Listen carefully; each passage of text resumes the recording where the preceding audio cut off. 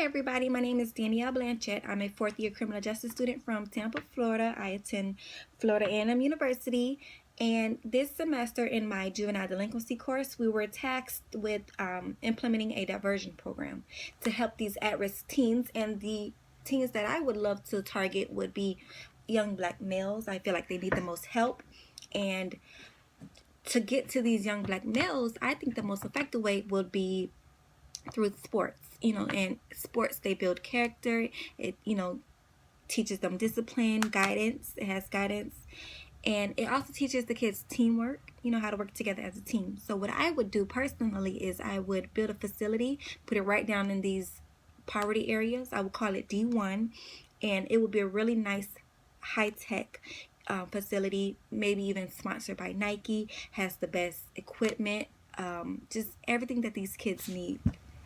The goal of this facility would pretty much be to help these kids to obtain scholarships. And a lot of these kids, African American males, they don't see college in their future. They don't see that. So for them to get a full ride scholarship, it would just be amazing. And also this facility would help to expose these kids to other sports besides football. Football would not be the main concern for these for this facility, this D1 facility. You would have everything from swimming to soccer to baseball, basketball, you name it, lacrosse. It would be here, and it would really help these kids to be exposed to these different sports, because as an African American, when we're younger, our parents don't really expose us to these different sports. Football, maybe baseball, maybe basketball, but that's it. You don't know anything else besides those three sports. And I believe that these at-risk teens are not exposed enough to different sports. Tyrone could have been a professional baseball player, but because he really wasn't exposed to baseball as much as he was to football, he was so worried about becoming a professional football player. But let's be honest, he just doesn't have what it takes to be a professional football player.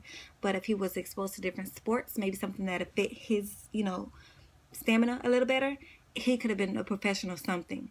And I noticed that with these white kids, their parents put them in every single sport. Soccer 1 minute, the next minute it's baseball, then it's basketball, then it's gymnastics, then it's lacrosse. They're exposed to so many different sports, and then they can then pick out and figure out what they're good at, and then they stick to it. And that's how to get these scholarships when they go off to college or whatever. At these facilities, we will go ahead and test the kids' speed, their height, their reaction time, their endurance, a bunch of different things that take place in sports.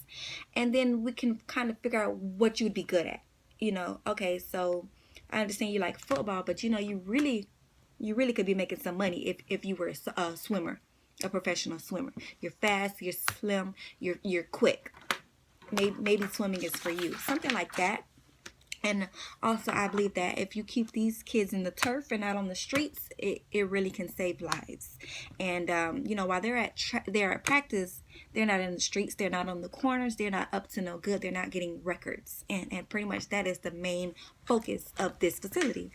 Also, with these kids, we would just pretty much try to expose them to things that they just would never ever be exposed to otherwise. They would travel the world, they would be on airplanes and cruises, stuff that they may never had the opportunity to do. And also at these facilities, homework will be very, very important. We would have tutors there to help these kids, maybe even put these kids on specific diets so that they can eat right. A lot of black people don't eat as healthy as other races and stuff, and it could be due to the fact that we just don't know much, and how important it is to stay healthy. These kids would eat right, they would do their homework, it just pretty much just feeding these kids positivity all the way around. We would just try to distract pretty much just distract these kids with positive activities.